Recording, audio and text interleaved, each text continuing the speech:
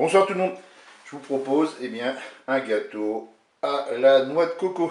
Alors pour cette recette, là j'ai 150 g de sucre en poudre, 170 g de farine, 150 g de noix de coco en poudre, un sachet de levure chimique.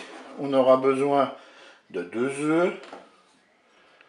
Là j'ai mis 100 g de beurre que j'ai fait fondre au micro-ondes.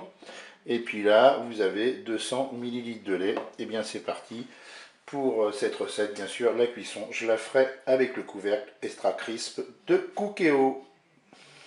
Je vais commencer par battre le beurre avec le sucre.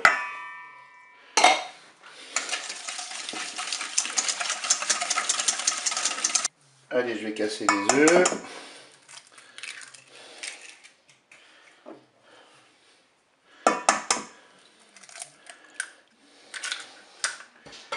On bat les œufs.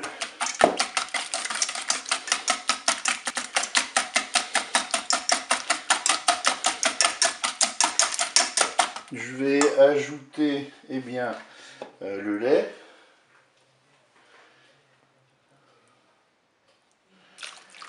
On mélange tout ça.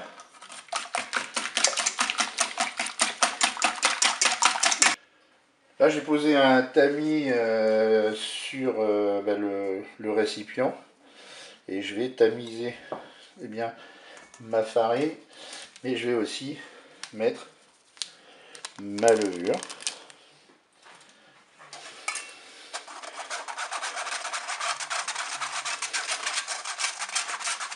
Et je vais ensuite bien sûr mélanger tout ça.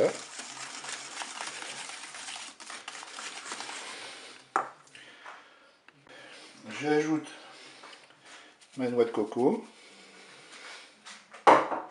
on mélange.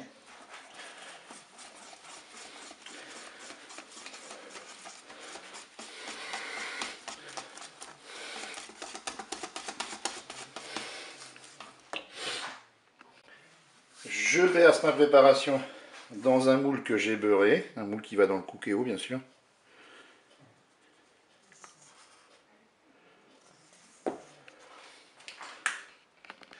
J'utilise une vieille cuve que j'avais gardée de Cookéo. Je vais mettre mon moule dans la cuve du Cookéo et on va déposer le couvercle Extra Crisp sur la cuve du Cookéo. Je vais sélectionner le menu dessert. C'est le menu 4. 1, 2, 3 et 4. Là, on me propose 20 minutes, ça ne va pas être suffisant. Je vais donc changer le temps. Je vais appuyer sur le petit timer ici. Et là, je vais carrément mettre 35 minutes. Il ne me reste plus qu'à démarrer la cuisson en appuyant sur le bouton Start.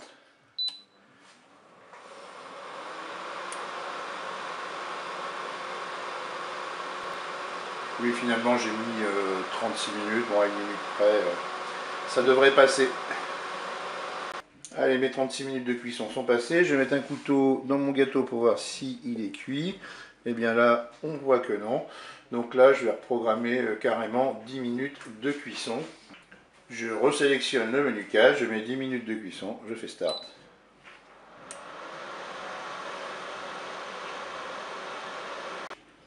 Voilà, les 10 minutes sont terminées. J'ai vérifié si mon gâteau était cuit, c'était le cas.